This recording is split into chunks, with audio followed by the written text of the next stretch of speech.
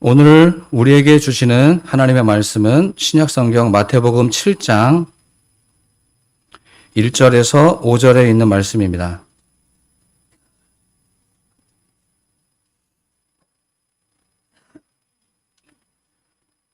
마태복음 7장 1절에서 5절에 있는 말씀을 제가 봉독하도록 하겠습니다.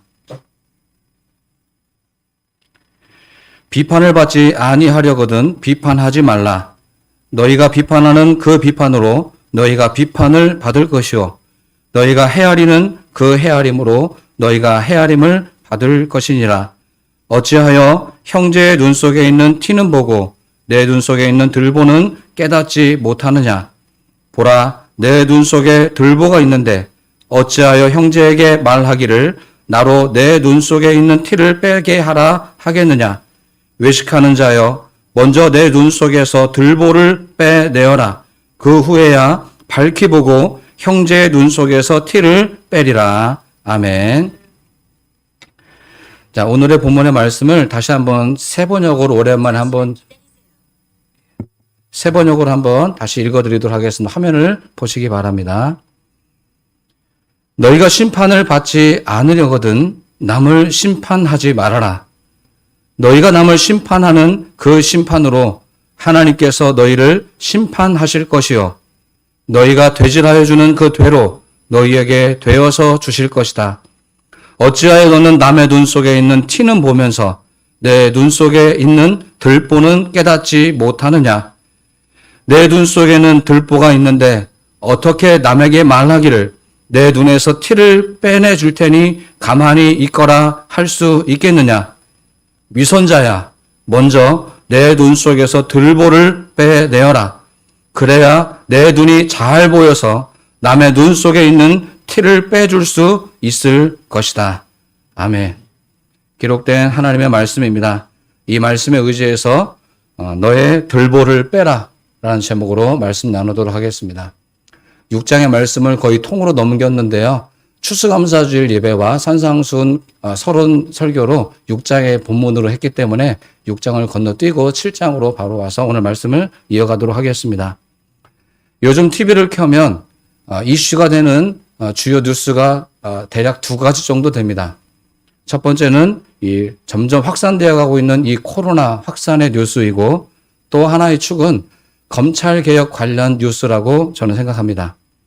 그 중에서 검찰개혁 관련해서 법무부 장관과 현 검찰총장 간의 첨예한 대립은 매일 국민들의 마음을 아프게 하고 있습니다. 저는 어느 쪽이 옳고 그름을 떠나서 서로가 서로를 향해 판단하고 정죄하며 논쟁에 빠져가고 있는 이 상황 자체가 매우 안타깝습니다. 이런 상황에 정치는 그렇지만 우리의 삶 속에서도 서로가 서로를 사랑해야 될 우리가 비판하고 심판하고 미워하고 있는 저희들의 모습을 또한 발견하면서 안타까울 수밖에 없습니다. 이런 오늘의 현장에서 예수님께서 던지신 오늘의 메시지, 오늘 우리는 어떻게 받아들여야 될지 약간 무거운 마음으로 오늘 말씀을 이어가도록 하겠습니다. 오늘 예수님께 주신 이 마태복음 7장 1절 5절 사이에 있는 이 메시지는 예수님만 하신 독특한 메시지가 아닙니다. 유대 종교 지도자들도 그냥 보편적으로 가르쳤던 내용들입니다. 어려운 내용도 아니고요. 이런 내용을 한 번도 들어본 적이 없는 메시지가 아닙니다. 매우 익숙합니다. 이웃들에 대해서 좋은 생각을 갖고 살아야 그 이웃도 널 향해 좋은 생각을 할 것이다. 하나는 함부로 판단하면 안 된다. 상대방들도 너를 그렇게 판단할 것이다. 이런 가르침들은 유대교, 그리고 이게 꼭 기독교만이 아니라 다른 종교에서도 이런 비슷한 가르침들은 어렵지 않게 찾아볼 수 있을 것입니다. 그런데 차이점은 무엇이냐 하면 이 기록된 문장이 아니라 어떤 의도로 말씀하셨는가는 예수님의 말씀의 의도는 확연히 차이가 납니다. 그래서 오늘 거기에 초점을 맞춰서 예수님께서 왜 비판을, 세 번역에서는 심판을 하지 말라고 하셨는지 거기에 초점을 맞춰서 오늘 설교를 이어가도록 하겠습니다. 먼저 말씀드리면 예수님은 이 말씀들의 본래의 뜻에 초점을 맞추고 계십니다. 행위가 아닌 왜 그래야 되는지에 초점을 맞추고 있다는 것입니다. 심판을 받지 않으려거든 심판하지 말라. 이거를 어떻게 해석하느냐에 따라서 완전히 다르게 첨예하게 해석해낼 수 있습니다. 만약에 우리가 살아가고 있는 이 삶에서 심판이 없다면 어떻게 될까요? 죄를 범하는 사람이 있는데 그냥 심판하지 않고 용서만 해준다면 아마 많은 혼란에 빠지게 될 것이라 생각되어집니다. 심판은 필요합니다. 잘못된 일이 있을 때 비난하는 것 필요합니다. 그렇게 해야 바르게 갈 수 있기 때문입니다. 그런데도 마치 오늘 주님은 심판이 필요 없다는 것처럼 오늘의 메시지가 들립니다. 하면 안 된다. 절대로 이건 하면 안 된다. 라는 메시지로 들립니다. 그러나 결론부터 말씀을 드리면 오늘 예수님은 심판이 필요 없다는 말이 아니라 올바른 심판, 그 올바른 심판은 하나님에 의한 심판이다. 사람이 임으로 하는 비판과 심판은 잘못될 수 있다. 그러나 하나님의 심판은 최종적인 심판이다. 라고 하는 것이 오늘 메시지의 주요한 강조점이라 할 수 있을 것입니다. 심판이 필요 없다고 아닙니다. 막무가내로 비판하면 안 된다는 내용이 아닙니다. 더 중요한 것은 비판과 심판은 최종적으로 하나님에 의해서 진행되어야 된다라고 하는 것이 주요한 내용이라는 것입니다. 예수님께서 이 말씀을 하셨을 때 그 당시의 대중들은 지금 말씀을 가르치고 있는, 율법을 가르치고 있는 바리새인들의 이 가르침을 잘 지키는 사람들이었을까요? 아니면 잘 지키지 못하는 사람이 대부분이었을까요? 두 말하면 잔소리입니다. 대부분이 율법을 지키지 못하는 사람들이었습니다. 왜 그렇습니까?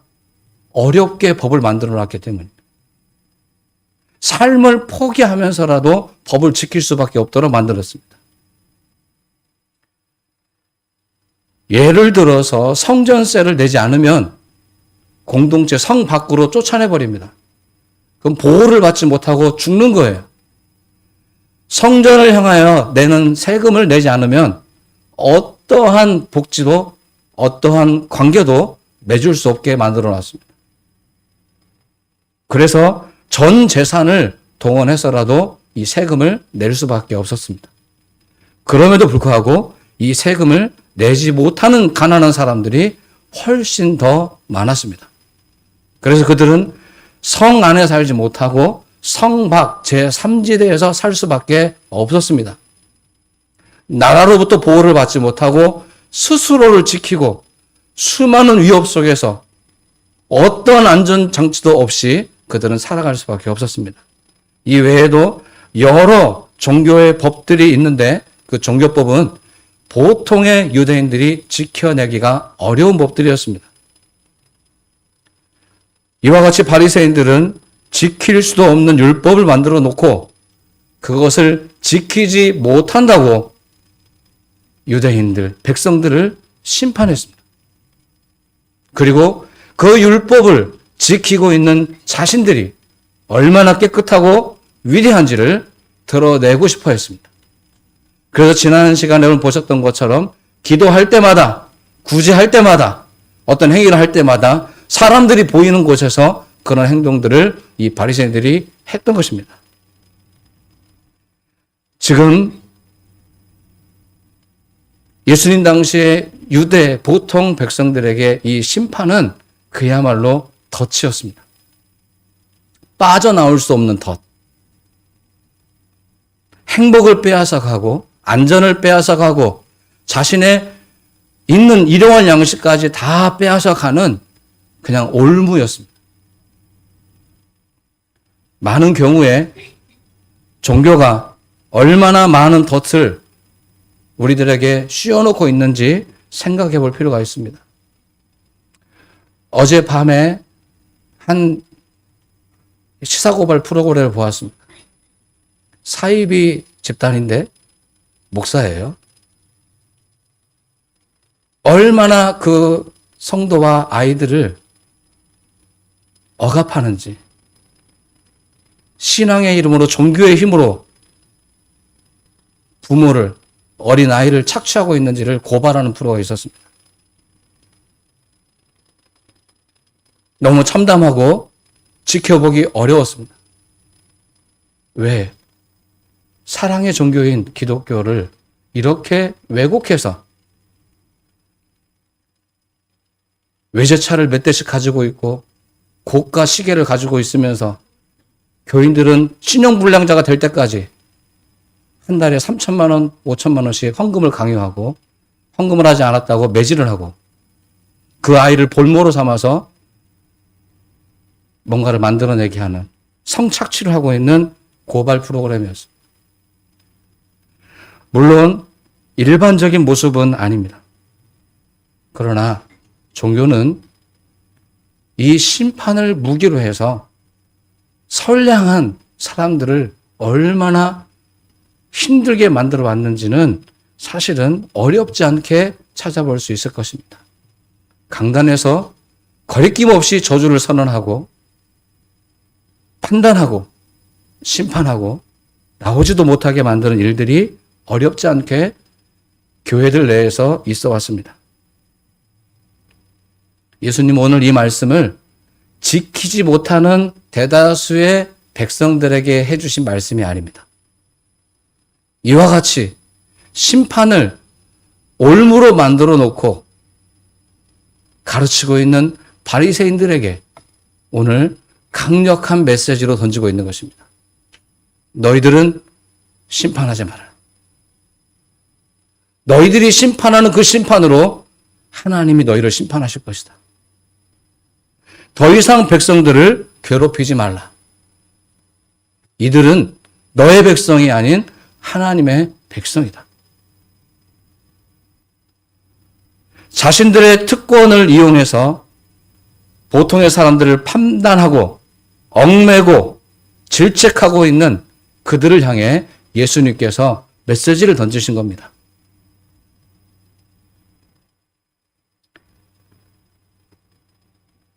왜 예수님은 심판하지 말라고 하셨을까요?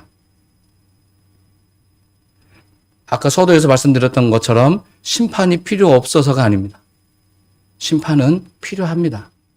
그러함에도 불구하고 오늘 종교 지도자들에게는 심판하지 말라고 하셨던 이유가 있습니다. 그들도 인간입니다. 충분히 잘못할 수 있고 왜곡할 수 있는 오류에 빠질 수 있는 부족한 인간이라고 하는 겁니다. 우리가 서로가 서로를 판단할 때 나의 판단이 옳다라고 확정적으로 말할 수 없는 이유는 한 두 가지로 제가 설명해 볼 수 있는데 내가 죄인이기 때문이에요. 내가 올바르지 않아요. 올바르지 않은 내가 또 다른 사람을 판단한다는 것 자체가 잘못이고요. 두 번째는 상대방을 판단하는 기준이라는 것이 있었을 거 아닙니까? 내가 이 사람에 대해서 이러저러한 일로 싫다 아니면 이거는 고쳐야 된다라고 지적을 했을 때 그런 판단 기준은 있는데 그 기준이 옳지 않는 이유는 상대방의 입장을 나는 모르기 때문입니다. 상대방의 처지를 100% 이해할 수 없습니다. 역지사지를 해보지 않습니다. 내 입장에서만 판단합니다. 내 눈에 보이는 대로만 비판합니다. 그래서 하지 말라는 겁니다. 우리는 누구를 막론하고 어떤 사람을 대할 때 좋은 면도 보지만 부정적인 면을 훨씬 더 잘 봅니다. 저를 예로 들면 삐뚤어진 거, 조금 이상하다고 감지되는 이런 것들을 잘 잡아내요. 어쩌면 그렇게 잘도 보이는지 모르겠습니다. 그래서 이 선입견과 편견을 가질 수밖에 없습니다. 자기의 입장에서만 자꾸 바라봅니다. 그러면 그렇게 보면 볼수록 그 상대방은 나빠 보여요. 틀린 것처럼 보입니다. 말씀을 지키지 않는 것으로 보입니다. 그런데 그렇게 바라보고 있는 저와 여러분 자신은 어떻습니까? 무엇을 얼마나 잘해서 우리는 서로를 비방하고 비판하고 심판하는 것입니까? 남을 향하여 판단할 때, 결정을 지을 때에는 함부로 해서는 안 됩니다. 최소한의, 물론 개인적으로 마음에서 나오는 생각들을 어떻게 제어하기는 쉽지는 않습니다. 그러나 최종 판단을 할 때는 여러 사람의 의견을 묻든지 아니면 상대방과 허심탄회하게 대화를 하든지 그런 최소한의 과정들을 거치고 난 다음에 판단해도 늦지는 않을 것입니다. 섣부르게 판단하면 오늘 본문에 나오시는 대로 이것이 돌아옵니다. 자신에게로. 이게 오늘 예수님의 가르침인 겁니다. 심판하고 비판할 때 안 할 수는 없지만 주의하셔야 되는 것은 바로 그 시각으로 다른 사람들도 나를 보고 있다고 하는 것입니다. 이것을 무게 있게 받아들이셔야 됩니다. 제가 서두에 말씀드렸죠. 법무장관과 검찰총장, 왜 그런가? 왜 교회는 이렇게 맞게 할 수 없는가? 수도 없이 비판했습니다. 제가 뭐라고요? 뭐를 얼마나 잘해서? 보면 볼수록 화가 나고 참지 못하는 분노가 일어났습니다. 나에게는 문제가 없는가? 내가 할 수 있는 것은 무엇일까? 내 속에는 들보가 없는가? 지금까지 목사로 살아오면서 나는 얼마나 많은 과오로 얼마나 많은 사람들에게 아픔을 주어왔는가? 생각하지 않을 수가 없었습니다. 저는 비록 어린 나이임에도 불구하고 많은 성도들을 심판하기도 하고 판단해 왔습니다. 제 속에 있는 들보를 제대로 보지도 못하면서 남들이 저를 지적하는 그것에는 애써 외면하고 저는 마치 이것이 은사인 양 다른 사람들을 많이 판단해 왔습니다. 오늘 세 번역의 말씀대로 한다면 어떻게 내 눈 속에 나의 눈 속에 들보가 들어있는데 어떻게 남의 눈에 있는 티를 빼줄 테니 가만히 있어라 라고 말할 수 있겠습니까? 누가 그럴 권위를 주었습니까? 여러분도 목회자 많이 판단하셨죠? 좋은 면만 보는 것이 아니라 왜 그렇게 하는가? 왜 내 말 안 들어주는가? 꼭 그렇게 해야 되는가? 얼마나 많이 판단하셨습니까? 쉽습니다. 판단하는 거. 그리고 그 판단하는 말씀들이 옳은 말일 수도 있습니다. 그런데 판단으로 끝내버리시면 안 됩니다. 변화가 되어야죠. 바뀌어야죠. 바뀌지 않고 계속 손가락질만 하시면 더 나빠지는 일밖에 남지 않습니다. 예수님은 오늘 바리새인들에게 말씀하십니다. 너희가 남을 심판하는 그 심판으로 하나님께서 너희를 심판하실 것이다. 너희는 심판자가 아니라 죄인이다. 하나님께서 너희들이 그 눈으로 똑같이 너희를 바라보실 것이다. 오직 하나님만이 우리의 심판자임을 깨달으셔야 됩니다. 내 눈에 그렇게 보인다 할지라도 이게 정말 하나님께서 바라보는 것인지, 내가 잘못 보고 있는 것은 아닌지, 틀린 것은 아닌지 검증해 보실 수 있어야 됩니다. 우리는 우리가 판단하고 있는 그 상대방도, 그리고 판단을 하고 있는 나 자신도 결국은 하나님의 심판을 받아야 될 죄인이라는 사실을 잊어서는 안 됩니다. 우리는 완벽하지 않습니다. 지난 말씀드렸죠. 우리는 그냥 완전하게 우리의 소임을 다할 뿐이지 완벽한 사람은 아무도 없습니다. 누구를 모시고 와도 흠과 티가 있습니다. 천하 없는 분을 모셔놔도, 지도자로 세우셔도 그 부분에 잘못된 점은 분명히 있습니다. 제가 우리 장로님들 다 존경해 마지 않지만 100% 마음에 들기 때문에 존경하는 것은 아닙니다. 죄송하지만. 아쉽고 안타깝고 왜 이러실까라는 생각도 없는 게 아닙니다. 그러나 그럼에도 불구하고 제가 우리 장로님들을 사랑하기로 결심하고 장로님들의 의견을 존중하고 장로님들과 함께 동행하는 이유는 젊은 저나 경험이 풍부하신 장로님들이나 다 죄인인 걸 알기 때문입니다.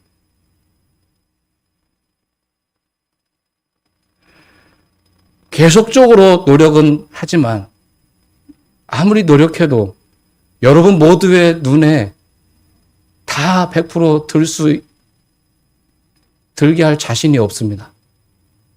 그렇게 된다면 저는 신이어야 됩니다. 많이 부족합니다. 어떤 판단을 할 때 수도 없이 고민하고 판단하지만 잘못된 판단일 수도 있습니다. 이해해 주시면 좋겠습니다. 불완전하기 때문입니다. 저도 여러분을 향해 이거는 좀 고쳐주셨으면 좋겠다라고 하는 것들이 여러 개가 사실은 있습니다. 그러나 제가 이거를 강압적이거나 아니면 반복해서 여러분에게 말하지는 않습니다. 왜냐하면 말한다고 고쳐지지 않기 때문입니다. 방법은 스스로가 깨닫는 방법밖에 없기 때문인 것을 알기 때문입니다. 우리 모두는 빼내어야 될 들보가 있습니다. 그 들보를 빼야 비로소 우리 눈에 다른 사람의 티를 빼내줄 자격이 생기는 겁니다. 우리가 빼내야 될 들보는 무엇인가? 두 가지만 말씀드리고 마치도록 하겠습니다. 첫 번째는 더 갖고 싶고, 더 높아지고 싶고, 더 인정받고 싶은 욕망입니다. 욕망의 들보가 내 눈과 내 마음에 박혀 있으면 성경에 있는 모든 말씀과 설교에 들려오는 모든 말씀을 다 왜곡시켜 버릴 수 있습니다. 내 중심으로 그냥 받아버릴 수 있습니다. 신앙의 모든 행위들, 어떤 행위를 하든 그 행위에 초점이 더 갖고 싶고 높아지고 싶고 인정받고 싶은 마음에 의해 출발됐다면 종교 행동들은 목적이 아니라 수단이 되어버립니다.